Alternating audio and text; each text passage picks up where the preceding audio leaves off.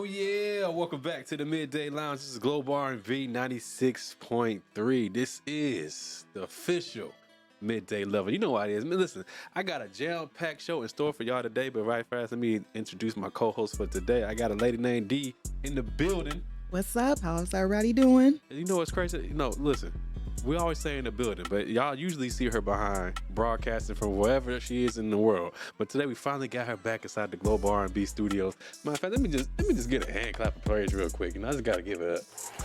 Yeah, man. Shout out to a lady named D falling in. All right, I got a show in store for us today. It's gonna be, I don't want to say taboo. I don't want to say taboo. I think it might be a little bit.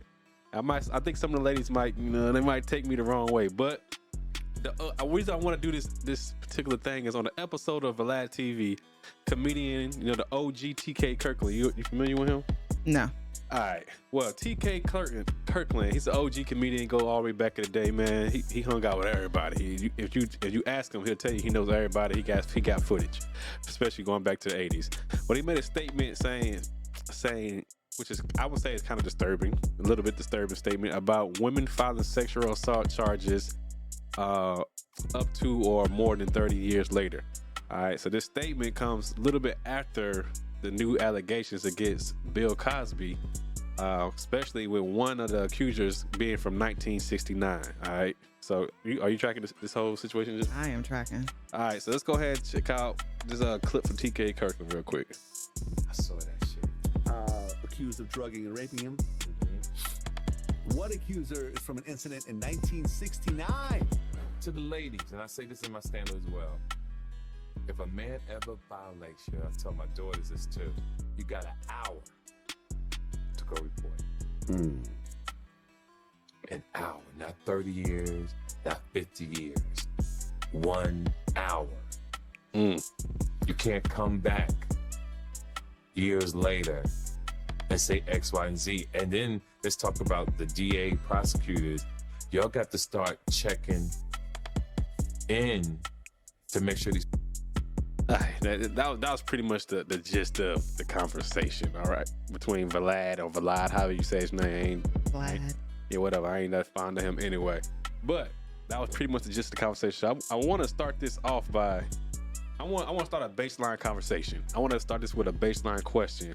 What's the importance to you, a lady named D, to reporting sexual assault and sexual harassment? I feel like it's very important to report sexual assault and sexual harassment the biggest reason is because when you don't report it, you leave space for more victims of the crime. Facts. And then the other thing is you deal with people like with his opinion, and that's part of the reason why a lot of people don't come forward is because of people and their opinions, but you deal with that kind of backlash that you really don't need in that situation. Okay, so I do definitely agree with you. Now, listen, I know that this is not going to be a battle of the sexes type of situation because I want to make sure that this is a situation where the community can actually hear what's going on. We can hear our thoughts from male and female. Okay, so I do actually agree with you. I think the accused that's committed to heinous crimes should get their behind bars. Point blank. Period. If it happened, they need to be behind bars. And matter of fact, they need to be suffering underneath the jail. I say it like that because I got a daughter myself. If somebody put hands on her, they gonna have to. I don't want you to be in prison because I want you. I'm just gonna say it like that, okay? Y'all can take that any way you want it. Damn. All right, now my bad, Kevin. You know what it is. All right. Also, just like you said, the reporting. I think it should be important because the accused. They need to be reported so that these crimes can stop. Because just because I'm gonna say it like this. I've noticed inside the military. I've been inside the military. If you don't report it, that person is pretty much gonna keep going doing what they're gonna do. And I remember Jeffrey Dahmer on Yes. He said why you no, was Jeffrey Dahmer or something? Oh man, I forgot. I'm pretty sure Jeffrey Dahmer, but it might have been. I saw this movie about this nurse. I can't remember his name. But he said, why you didn't stop me? And they said, because nobody tried to stop me. And I was like, dang. That really made me think. I was like, so you said he would have stopped if you just somebody would at least tried to stop. That was Jeffrey Dahmer. That's Jeffrey, right? Yeah, because they had actually reported what he did, but the police saw him and just assumed, oh, he can never do that. I thought it was something. I couldn't remember because I've been watching all these different kind of crime TVs lately. But yeah, so I thought that something like that. But they say, why you nobody ever really tried to stop me. So it is what it is. So that leads us to question number 2. I know you want to ask me something. All right. So should these cases be reported immediately, or is it right for the alleged victim to wait 30 years? Okay, this is where I'm going to sound taboo. I personally believe that every case should be reported immediately. I understand the alleged victims side as well. I understand that they may not feel comfortable coming, but just off of DNA evidence, because every time you watch SVU with, I don't know a whole lot about crimes, but I know that based off of DNA evidence, that the quicker that you report these crimes, the evidence is still fresh. And they're quicker to apprehend the accused person that they want to say that committed these crimes. So I do stand with that one.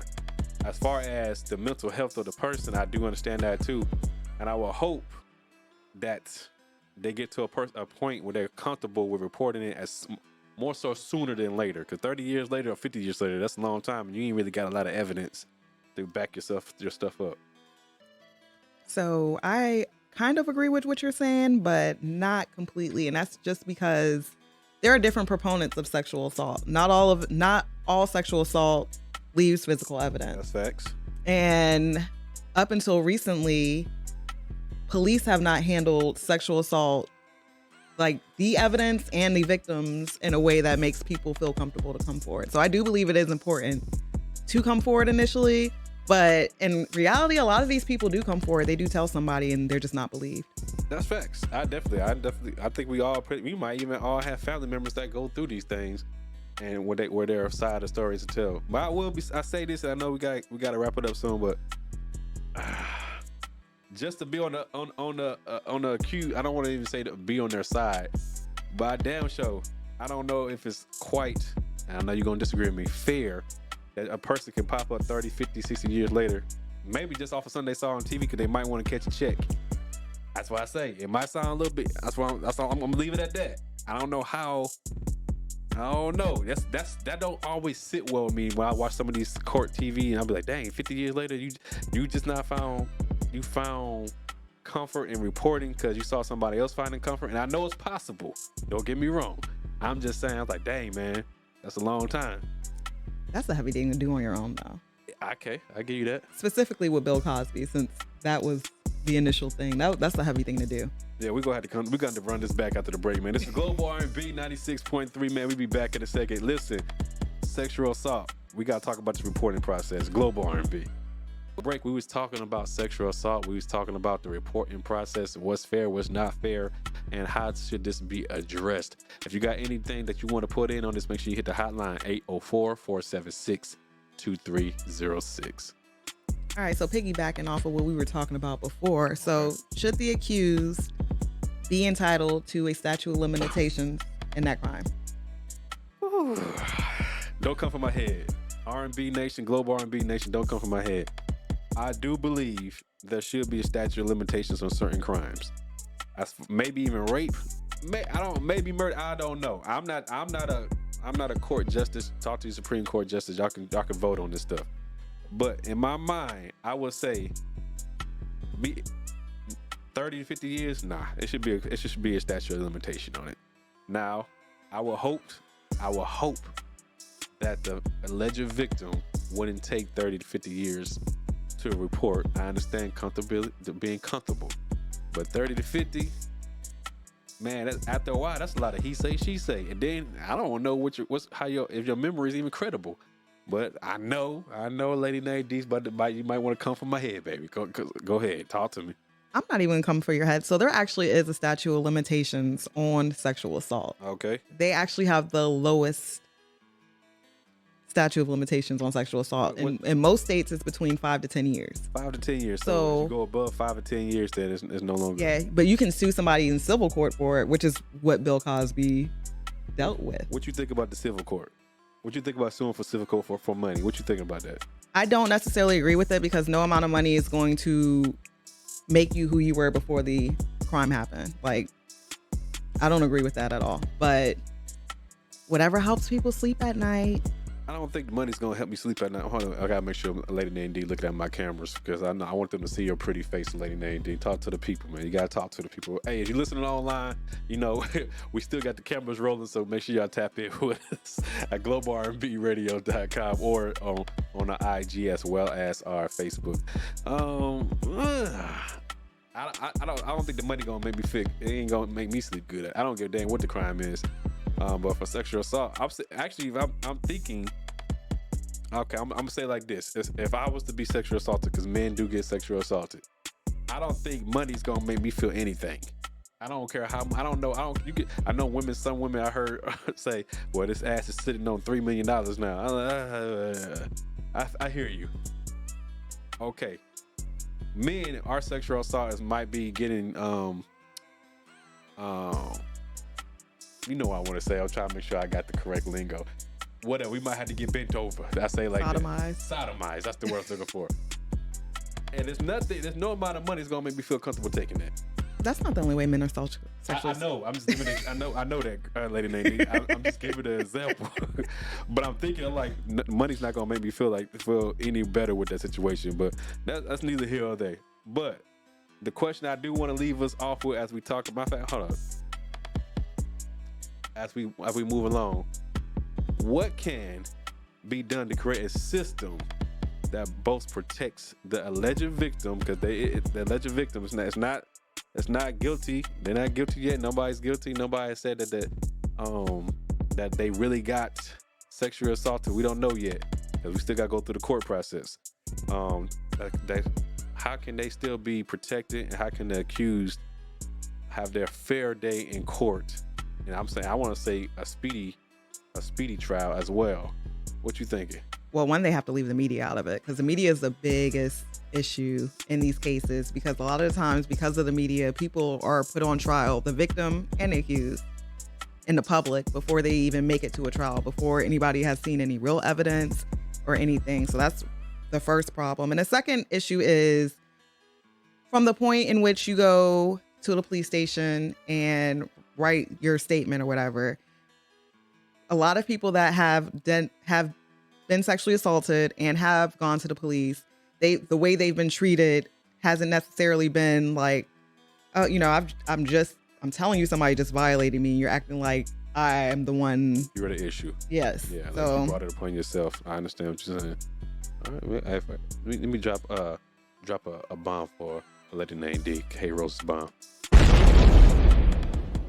I definitely will agree. Keep the media out the situation. I actually personally, I didn't even want to be part of Bill Cosby's whole trial. I know some people probably did. I didn't even want to be part of that. I would say keep the media out of it, and I would also say when the reporting process happens, especially when I see in the military, take those allegations seriously. One, I always take it like this, and I don't want to bring in personal. But I always think like, man, what if that was my mom? What if that was my daughter? What if that was my significant other? I would hope that they got treated with the utmost respect in that type of situation. Now, we all watch all these TV episodes, and everything looks like, well, do you feel comfortable? And sometimes not even always about that. It's just making sure that you're even listening to what they're saying in general and move on that way. Now, as far as the accused person, hey, speedy trial. Get it to trial, report it. I will hope it don't take 30 to 50 years. I will hope it don't take 5 to 10 years. I will hope it do not get past the statute of limitation. If this said accused person was actually committing these heinous crimes. And I'll leave a point blank period right there before we hit this break. You got anything you want to leave us off with? And then also people need to stop. I hate to say this, and I'm mad I'm the one that has to say this. Say it. Another issue is that some people are not honest about these situations, and that creates a whole different shadow of doubt. Ooh, did we have an episode about talking about some of those baby mamas with the false narratives? Yes. Oh yeah. You know what? We ain't even gonna talk about that. All right, everybody. Make sure y'all hit the hotline. Tell us what y'all thinking. 804-476-2306, or make sure you post up on social media at Global R&B 96.3 or Facebook as well. Hey man, make sure y'all can follow me right now. This old man is new to TikTok. You can follow me at Jackie Tramel 23. All right, let's be back after this break. This is Global R&B, man.